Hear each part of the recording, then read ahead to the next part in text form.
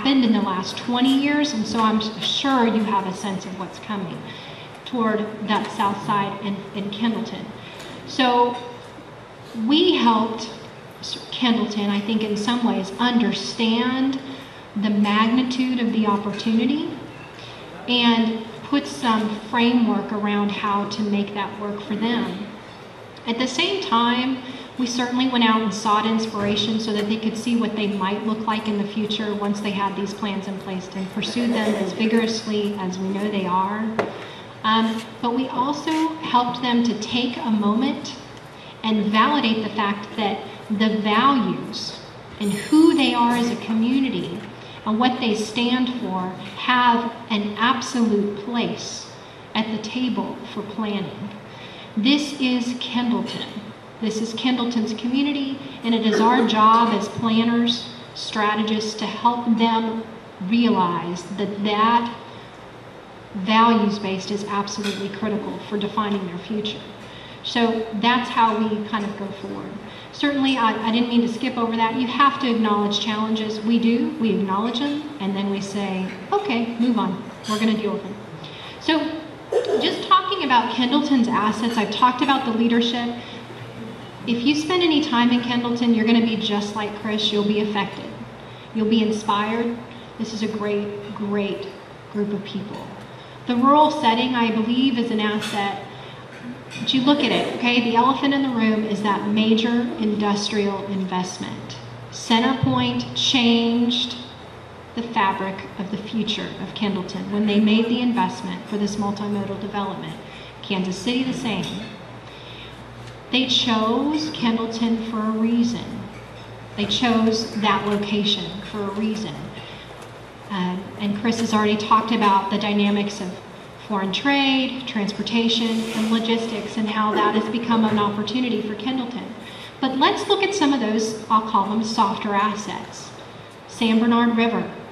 Anybody ever notice that you cross over the San Bernard River when you go right through Kendleton? It's stunning. It's beautiful. It's also part of the rich, rich heritage of Kendleton, the community. The blue hole that's the picture that you see up there. That is a place where people used to go to be baptized in Kendleton. Rich, rich history. It's stunning. You can fish there. It's right there in the county park. Represents a real asset in an area that within this generation will no longer be rural. We know this. So you have these assets, and we look at how do we preserve things like the San Bernard River and take advantage of development that's strategic and creates a sense of place that's true to the values of this community. The historic significance of the agriculture development is profound. They're doing a great job at the museum of telling that story, and there's more opportunity where that came from. So you step back in this planning process and you say, okay, where are we situationally? Where is Kendleton? Organizationally, Kendleton has a lot of work to do, or did when we got started, in terms of establishing really formal programs for dealing with industry that was coming to the table. The mayor here has a full-time job, and he's the mayor. And before Mike Flory was able to come in and provide some relief, the mayor was also the economic development guy. You know, that's a lot of work for one person. Mike has been an absolute godsend. He is an incredible champion now, not just for Kendleton, but for all of the rural communities in the area. This will be a game changer for Kendleton development and for the preservation of the quality of life in Fort Bend County. So thank you for your commitment. I do want to take a moment and just point out that Mike's tenacity in sticking with the I guess, purpose, if you will, of serving the rural communities who are facing this kind of growth is just fantastic, and we're very fortunate to have him serving. So we looked at the situation and really came up with some these are going to seem simple, objectives for Kendleton in their economic development strategy. First off, they've got to establish that proactive and formal economic development program and get those systems in place. Looking at how they can enhance Kendleton's quality of life and then engage those current and future Kendleton leaders so that they are the best informed and educated and engaged community possible. All of these things came out of a series of discussions, by the way, meetings, workshops, visioning strategies, and even some inspiration getting that Chris mentioned and Brian. So again, I'm hitting this at the highest level, but when we say proactive economic development programs, first off, like I said, this is already underway. Plan hasn't even been adopted yet. Mike Flory's on board, working actively, and has been for some time now. But forming those taxing entities that afford the opportunity to have revenue in place to invest back in Kendleton and support industrial growth. Public-private partnerships are going to be key. You know, we need KCS at the table with Kendleton. We need Centerpoint Properties at the table. But not just the major employers and the major players. If you look at what the future of Kendleton looks like with the kind of development that we're looking at, we're really looking at logistics types of development, warehousing, and those types of opportunities. And smaller companies are already taking advantage of that. So Texas Concrete and Associated Lumber Enterprises are two small companies that are underway working in Kendleton, and they will be a great complement to the activities that are coming from the more major industries, you know, your major auto manufacturers and others that will take advantage of the logistics opportunity in this region. So those public-private partnerships will be key to make sure this region as a whole serves that industry and keeps those jobs here in the long term. Formal business attraction program, the community is definitely focused on making sure that from a business attraction perspective, they provide the services that are needed. So they're going to be looking at that. But also looking at having programs in place once the revenue is in place to really work and attract those kinds of businesses that want to do business in Kendleton. And then finally, and like I said, fundamentals, market Kendleton. Get the word out, and that's what we're doing today. This is a place that's proud and that's really on the move. In terms of quality of life, the land development standards that I think Chris is going to talk about in more detail, beautification programs, there's blight in Kendleton that has to be addressed, and so we've got that in the plan. That's really key to economic development, because when people visit Kendleton, they need to know that they're in a place that's proactive and moving forward and it's positive. Heritage preservation and tourism, the infrastructure investment, absolutely. We know industry wants and needs infrastructure. They've got to be able to get it the resources they need. Kendleton's working on that. And then finally, those parks and community events. I'll leave it with this. Leadership development, core values in Kendleton centered around engaging their youth, giving their youth opportunities to really, really be a part of and take advantage of the jobs that are coming to Kendleton. Leadership programs, everything from Scouts to 4-H are part of that, workforce training programs. This is key. The future workforce that's coming on board in Kendleton will be there because Kendleton, from an economic perspective, decided to invest in their youth. So that's the highlights.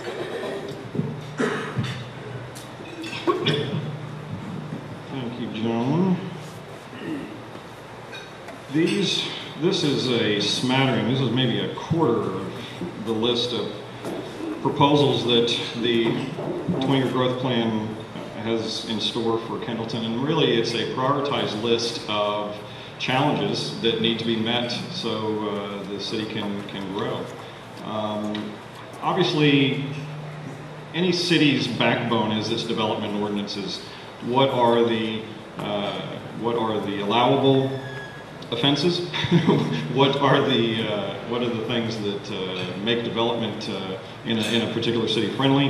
That is a necessity to figure out where that line is. And I think that what we are going to be proposing in Kendleton will be a sort of land use control, so that as the city grows and residents and new businesses, when they come in, there is a set of guidelines. There is something to follow.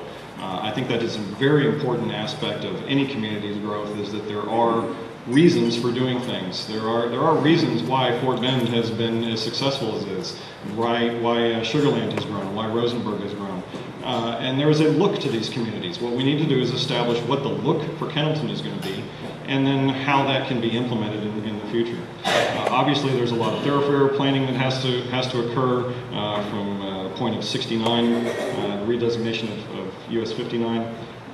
We talked a lot already about the heritage and promoting tourism, because there is a lot of value on the ground already, and our roots are always what inform us about what our communities will be in the future. And that was really important to understand how Kendleton has already put that on the ground. The Fort Bend Heritage Museum is again, I really encourage everybody to get out there. Actually, Mike, the job training program, you actually, I've forgotten the name of it, help me out. The attack poverty? Yes, that one. That's a new program that is coming online, or it's one of those that we've already gotten going, correct? Yeah, we actually, we can't take a whole lot of credit for doing that. Matter of fact, I appreciate Joe's comments, but I want to make a brief statement here, because I look out in this room, I know many people, and of course there's many I don't know. But I went down to Kendleton out of passion and out of community service to begin with my good friend Boucher Mickey, who's an unsung hero like nobody else that I know in this room, and the dedication he's put down in that community. But when I decided to go down and try to see what, good Lord wanted to maybe have me do, I counseled with our county judge, who's been a dear friend since '88, breakfast judge, if you recall, and Jeff Wiley and his group over there, has been instrumental. I mean, it's not a Mike Floyd thing, it's really a validation credit of this county. And you all know it out there. I was so pleased, Kevin, that you flew down from Kansas City, to meet some of these people that have made this community grow as a total over the last number of years. It's an incredible place to live. In that case, what he's talking about, there is a group called Fort Bend Corps that builds, homes, portable homes. Great organization, and there's an individual board member from that came to me, and he had started a nonprofit called Attack Poverty, which is basically just training of basic skills on how to interview, how to dress for success. And so we kicked it off in February. They have not a big class, but they're meeting twice a week. It was a start, because we know education is a purpose that you have to have. I'm pleased that the Economic Development Council, Fort Bend Economic Development Council, gave me an opportunity to team with them. I'm going to be working in the rural areas, Kendleton, of course, and the intermodal, because it's such a big project, but also hopefully seamlessly with a lot of UDC directors out there, and certainly Judge, with anything that we can do with the commissioners in the office. I've found the people down there to just be incredibly spiritual and strong, good people, some going back 4 generations. And it's just an area that naturally is going to bloom because of Centerpoint, the intermodal, and we just need to make sure we all pull together and create all the activities that we can for all the areas in the region that are going to benefit from it. And we appreciate, this is a very heartwarming moment for a lot of people in this room. So I look over there and see the people from Kendleton that have come out that I've worked with, and believe me, they're wonderful people, and they have open arms and hope to really be able to work and create the infrastructure necessary for them to grow. But thanks, Chris, for bringing it up. One of the things that John mentioned earlier about